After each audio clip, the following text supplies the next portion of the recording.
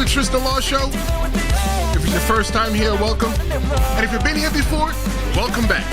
I'm Tristan Law, semi-retired pro wrestler, but today, I'm your host.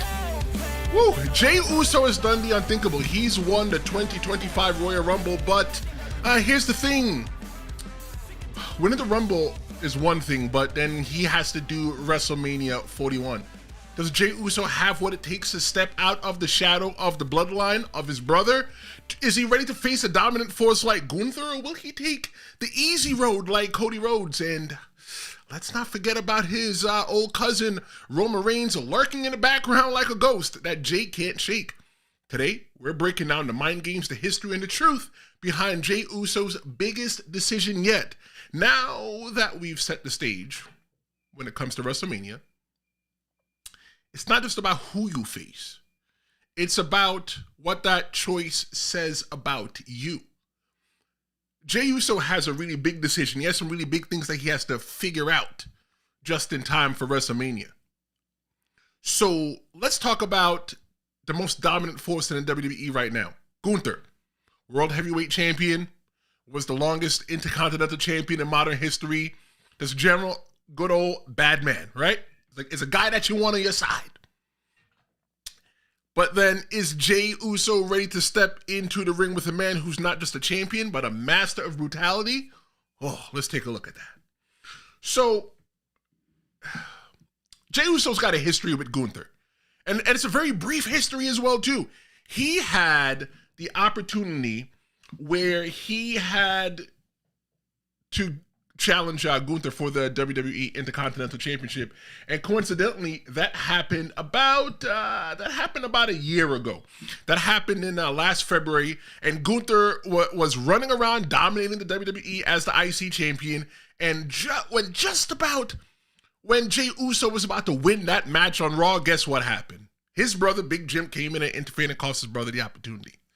But you know what, though? I think if that match had kept going without the interference from Jimmy Uso, that Jey Uso would have won.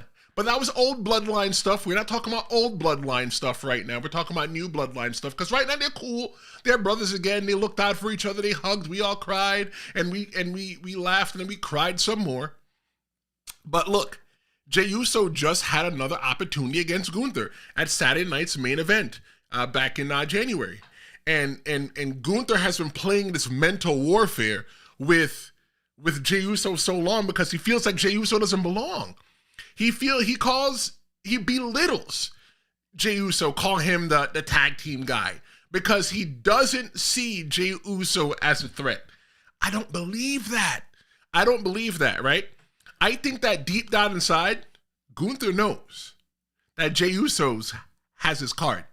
Jey Uso comes from a very historic lineage family, aka the Bloodline. You've seen people like The Rock, Yokozuna, Roman Reigns. We can even put Jey Uso up in there. We have Umaga. There's so much lineage behind Jey Uso and his whole entire family. So, it's not Jey Uso's first time around the wrestling ring. He's not a first-generation wrestler. He's not a second either. If I'm not mistaken, doing the math right, he's a second, might be a third, but his whole entire family, that's what they do, is they wrestle. Gunther is the only wrestler that we know of in his family.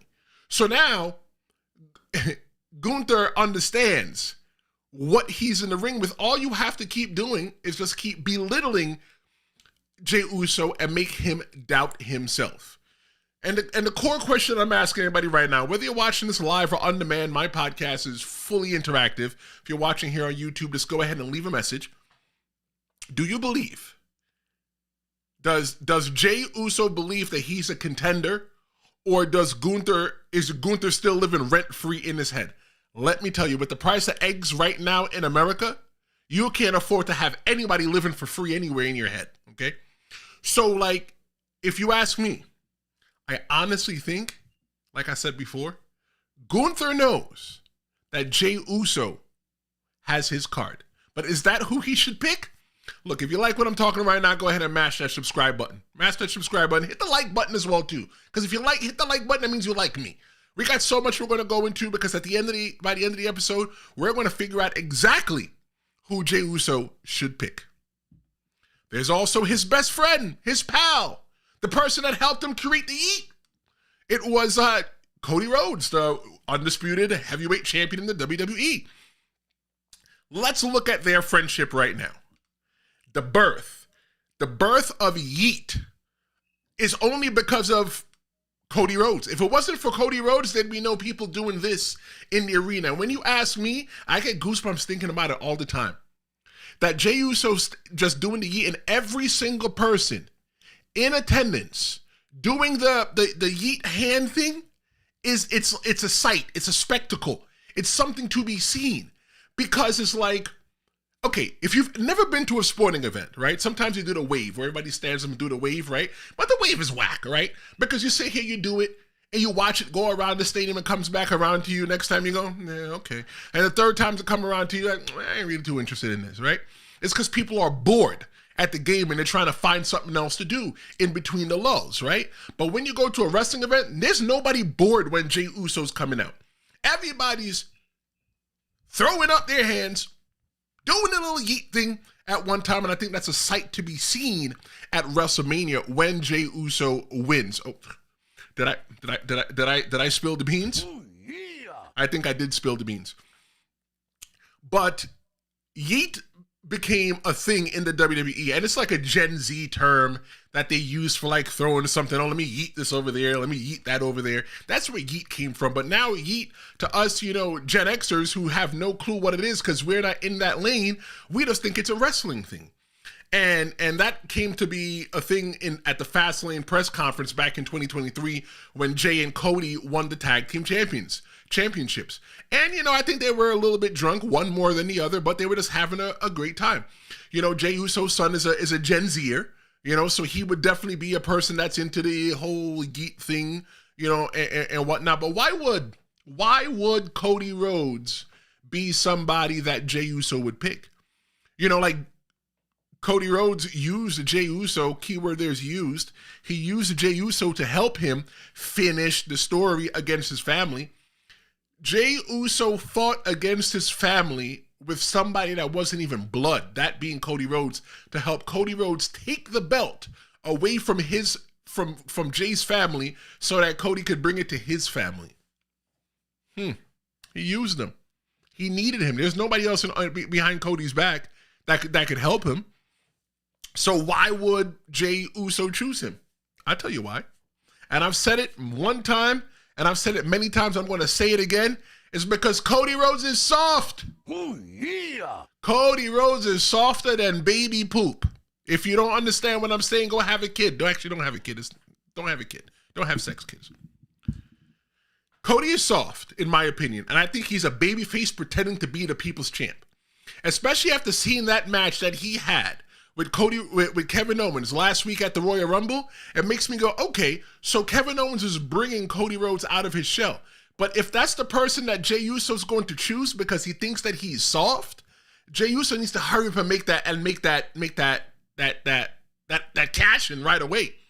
One of the things that Cody Rhodes said on Raw was like, hey, or was it SmackDown? Hey, if you pick me, talking to Jey, if you pick me, it's going to be the last thing you ever do. He's trying to like get himself out of the trouble. Instead of just saying, you know what? Maybe I should just like try to stay out of the limelight, just be this guy's friend. You let this guy know, you know what, if you come for me, you're going to have a big problem. Nah, I think that Cody Rhodes is not even really that much of a gangster. He's not. He's running around doing the things where he's holding everybody and he's giving away the belt. Like if you ask me, right, Cody Rhodes could be running around trying to be president of the United States, right? And I think the bar for that is real low, but that's not what we're talking about today. This is not a political podcast. That's not what we do here. But Cody Rhodes is soft. Cody Rhodes is the perfect victim if you're looking for somebody right now to go cash in, right? Kevin Owens and Randy Orton targeting Cody, they see through the act. They see that Cody Rhodes is soft, that he's a punk, that he's a Vic. Does Jey see it too? Could Jey expose Cody Rhodes? What if, listen to this, listen to what I'm about to say right now. What if Jey Uso has been riding with Cody Rhodes just to eventually get past him? You know, like, look, think about it like this, right? They were riding in two separate cars. Okay, Cody Rhodes got a bus, right? Jey was riding in his car and Cody was riding in his bus. They both get there 2 separate times. They can't get to the same place at the same exact time. So what happens now is Jey is riding in the same exact bus as Cody, and now they're riding together. Eventually, Jey is going to jump off the bus because he's a little bit ahead and surpass Cody Rhodes. Maybe he was just waiting for his turn to bring the belt back to the Bloodline. Look, if you ask me, if my name is Jey Uso, here is what I'm telling you right now about Cody Rhodes. Cody Rhodes is comfort. But Gunther, he represents the challenge. Which does Jey really want? Look, I want to hear from you, whether you're watching this live or on demand. Tell me in the chat, who should Jey choose for WrestleMania? Is it Cody Rhodes or is it Gunther? But this Friday, what we're talking about live on the Tristan Law Show here on YouTube at noon is at the WWE Hall of Fame. That's where legends live forever. But some names are missing. With Triple H already locked in for 2025, the question is, who's next? Make sure that you subscribe and you come back Friday live at noon here on YouTube Eastern to discuss who else should be inducted this year. So let's say Jey Uso wins at WrestleMania, right? There's a huge problem. Huge problem for Jey Uso. And if you don't know what that huge problem is, that huge problem comes in the form of the Tribal Chief, Roman Reigns, the OTC, the big dog, the OG, the person that's putting the food on the table for everybody in the WWE right now, or at one time, the champion that was the champion for 4 or 5 years straight in the WWE. Look, I don't care what anybody tells me, especially after watching the Survivor Series of this past year, when there was the OG Bloodline versus the new Bloodline. Jey Uso was the last one out on the OG Bloodline. In the cage was CM Punk. You had Sami Zayn in there. You had Roman Reigns in there. You know, you got all of them in there, right?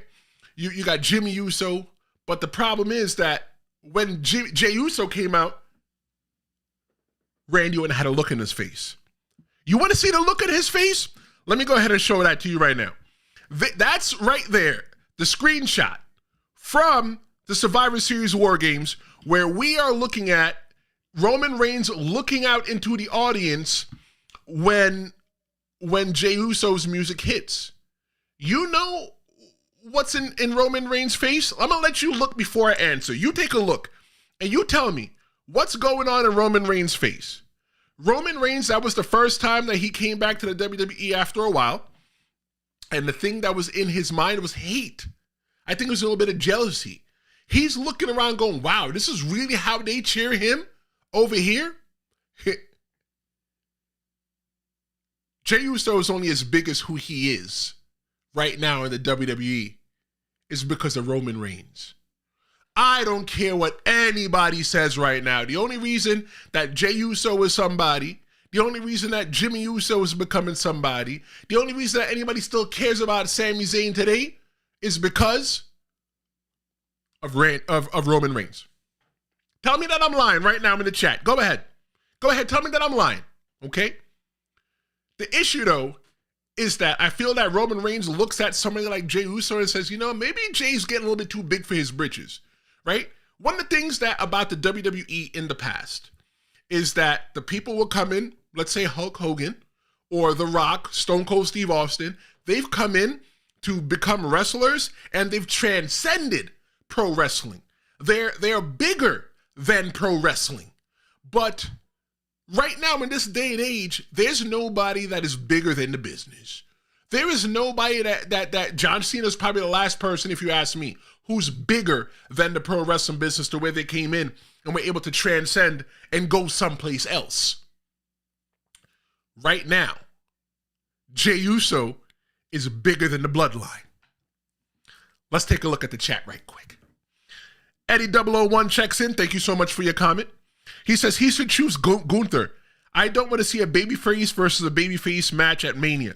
Cena needs to win an Elimination Chamber and wrestle Cody at Mania. You know what? I'm going to give you a heart for that. Thank you so much. But look, even though if Cody wins, this is a whole nother episode, and I'm just going to touch it and we're going to move on. You don't want babyface versus babyface, Eddie 001. But what about Cody Rhodes right now? Cody Rhodes is a babyface. At least he thinks he is. John Cena's a babyface. At least we think he is. What if John Cena does not win an elimination chamber and he becomes desperate? And because he's desperate, he now steps over into the dark side. Oh man, something to think of, right? But we don't want to see a babyface versus a babyface match. I agree. Who says that Cody Rhodes is really a heel? Oh, Cody Rhodes is telling us that he's a heel.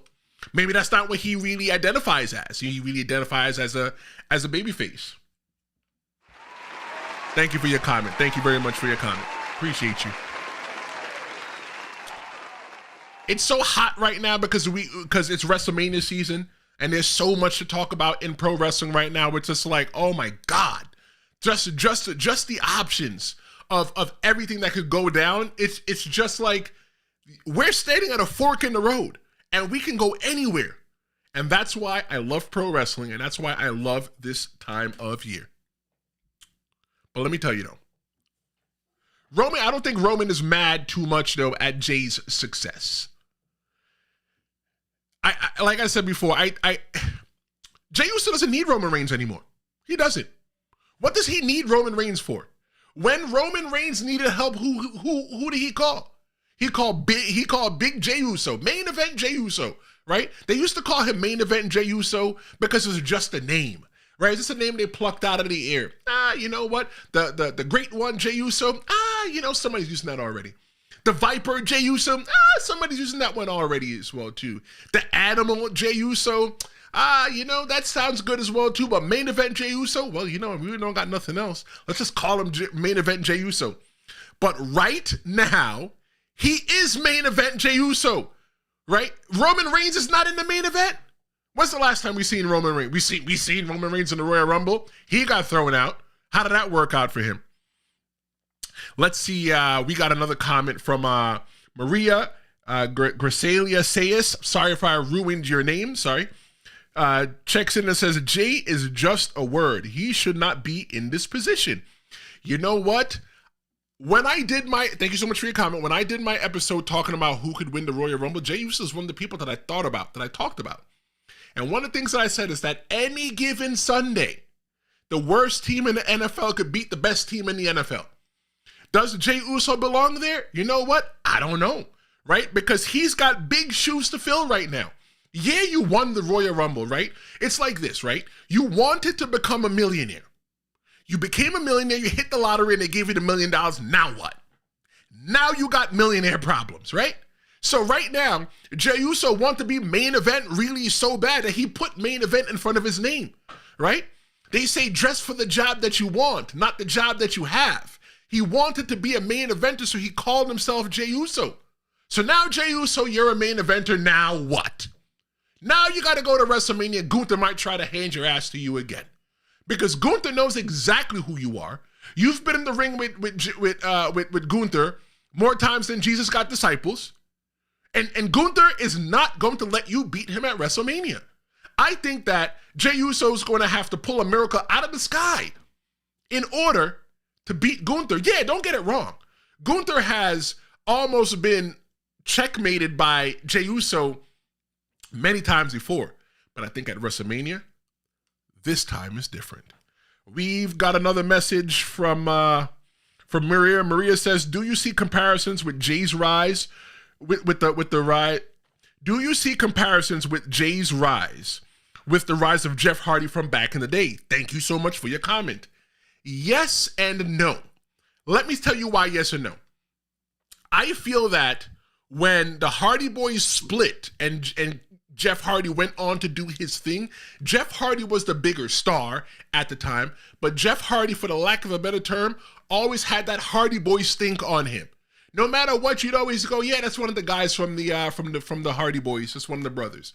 Even when Matt Hardy tried doing it as well too, he was always one half of the Hardys, even though that one was on Raw, one was on SmackDown, one was on SmackDown, one was someplace else in the world. I think that with the way that they did Jey Uso after the breaking up of the Bloodline, and they moved him away from the Bloodline, they allowed him to walk on his own, I feel that this one is a little different. Because when you see Jey Uso, him and his brother, they don't even wear the same matching clothes anymore, even if they're in the ring together. They don't. Why? Because they're two separate people now. They've learned to walk on their own, right, as two separate people, and when need be, they come back together and be one. So I do see that as being just a little bit different and not, just like Jeff Hardy, or it's almost like I see Jey Uso's rise almost like Shawn Michaels. And golly, God forgive me and do not strike me for even putting Jey Uso at that stage to Shawn Michaels at that stage. But just walk with me for a little bit. Listen, when Shawn Michaels separated from Marty Jannetty just went away. He just did his own separate thing and you didn't really hear from him. But Shawn Michaels was able to transcend and rise up and become the Intercontinental Champion and become the WWE Champion. And that kind of looks like everything that Jey Uso is on now. He split himself from his brother. He split himself from his family. He made new friends, right? He went on and made a name for himself. He became the Intercontinental Champion. And now he's going for the big belt. That's something for us to take a look of. But here's the thing, though. There's a toxic legacy in the Bloodline. And I think that toxic legacy is all brought forth by, there's only one person. If you don't know who it is, I'm going to tell you right now. Roman Reigns. Roman Reigns with Paul Heyman running behind him. Look, let me tell you. Roman Reigns is still a heel. I don't care what nobody tells me. The only reason Roman Reigns is a good guy, is a babyface right now, is because he's standing against a team of other guys that are that are bad, if not worse. But you're just sprinkling a couple good guys with him, and you know what? Everything is all good in the world.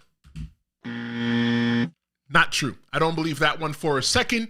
You can't bamboozle me because I see this one coming. Roman Reigns is toxic.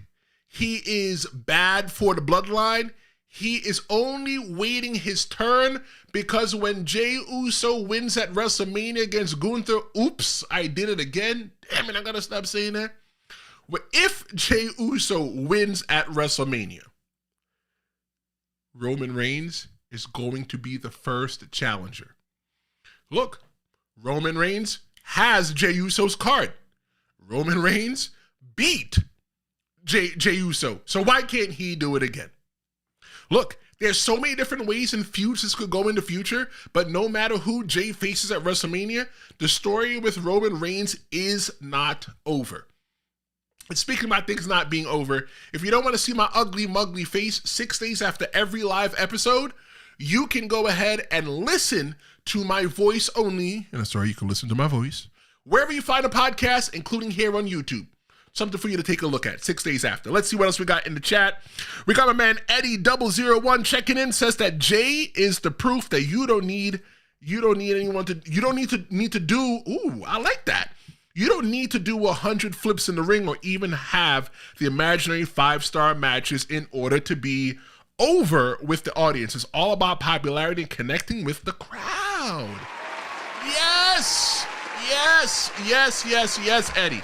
I got a story I want to tell you. I don't think I've seen you here before. My apologies if you've been here before. But I'm Tristan Law, semi-retired pro wrestler, but today I'm your host of the Tristan Law Show. And I left wrestling, maybe going on 3 years now because, just life gets busy, independent wrestling all throughout the Northeast and stuff like that. That's not what we're talking about. But before that, I had another hiatus, right? My second time coming back into wrestling. Wrestling changed.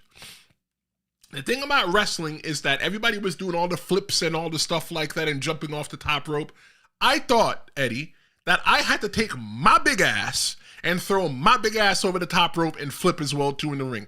It was something I was not comfortable with. But I went back to my favorite wrestlers of all time. And my favorite wrestlers of all time because of when I grew up is Triple H, Edge and Randy Orton. Those are my 3 favorite wrestlers. I can sit here, I can watch their matches all the time. And I ain't talking about no Adam Copeland, and I ain't talking about no Cope either. I'm talking about Edge. That's what I'm talking about. My 3 favorite wrestlers of all time: Triple H, Edge, and Randy Orton. Those who I modeled myself after in the ring. And I was able to look at matches with Triple H, and I'm like, you wrestled with the guys that did all the flipping, and you didn't have to flip.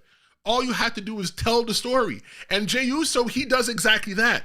He connects with the crowd because, let me tell you this, when I'm training somebody to be a wrestler, or when I'm helping them in the ring, one of the things that I tell them is that I can teach anybody to do moves.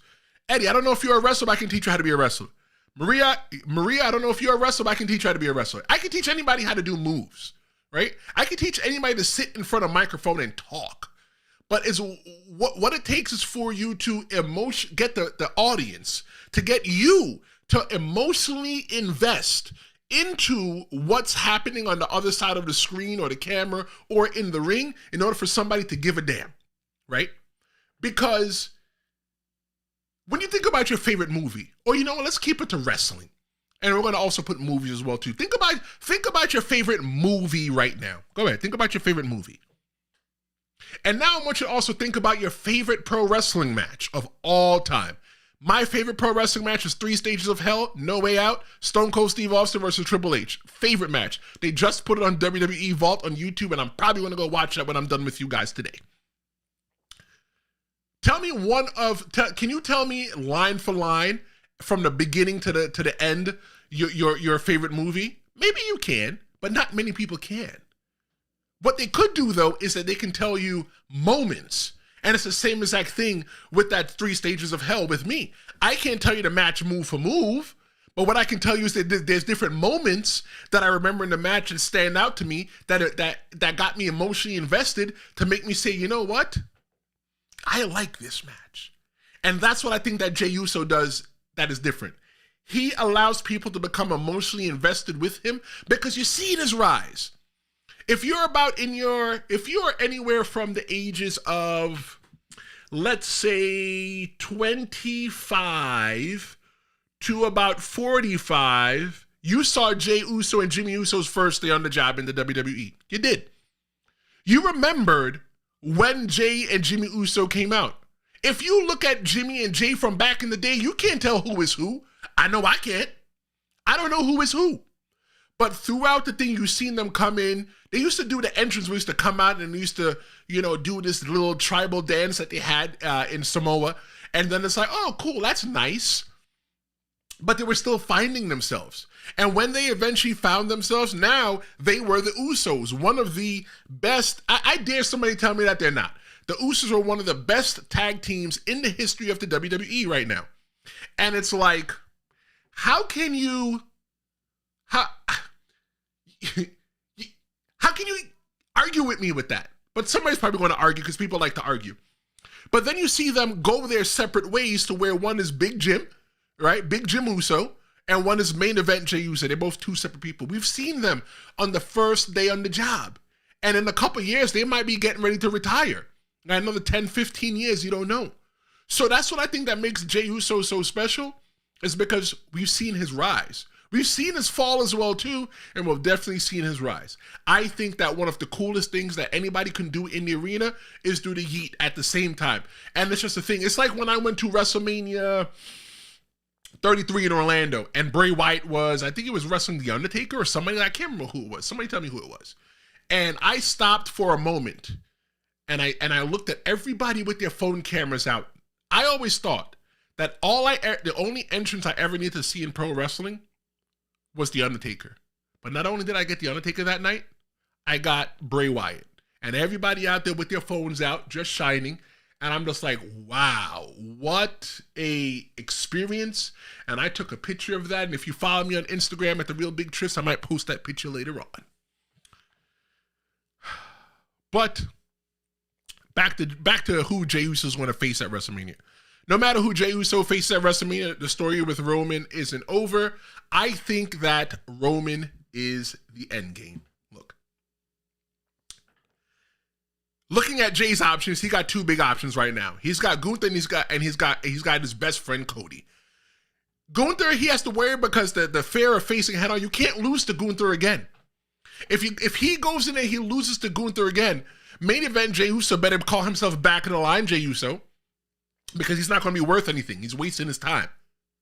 But if he goes for the softer target of Cody Rhodes confronting a friend who may not be so genuine in his own actions, that's an opportunity as well too. But I think that Cody Rhodes, his true self is coming out. The violence, the animal, everything inside of Cody Rhodes is coming out. The true heel is coming out. So I don't think that Cody Rhodes is the best option. The best option for Jey Uso into WrestleMania 41, where he is going to win, is Gunther. But he needs to understand that when he's done with Gunther, that Roman Reigns, the inevitable, he's waiting for him in the shadows. Here's my personal take. Jey should face Gunther. Not because it's the smart choice, but because it's the hard one. We're talking about watching Jey Uso the first day on the job and rising up and everything else like that. It's going to add a battle scar to him. One that we're going to be able to say, you know what? I saw you in your first day, bruh, and I like who you become. And you fought for this one real hard, and because you fought for it, you got it. But it's about proving to himself and to the world that main event Jey Uso is not just a name. It's who he really is. Here's what I want you to do. Whether you're watching this live or on demand, I want you to tell me right now who Jey Uso should wrestle at WrestleMania because he won the Royal Rumble. Is it Gunther or is it Cody Rhodes? Do you think that Randy Orton is waiting in the background for Randy Orton? God, I keep mentioning Randy Orton. Do you think that Roman Reigns is waiting in the background for Jey Uso? So much for us to talk about.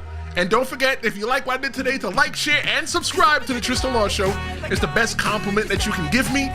Come back this Friday at noon live for 4 WWE Hall of Famers that need to be inducted in 2025. I'm Tristan Law. This is the Tristan Law Show. Thank you so much for watching, and I'll see you next time.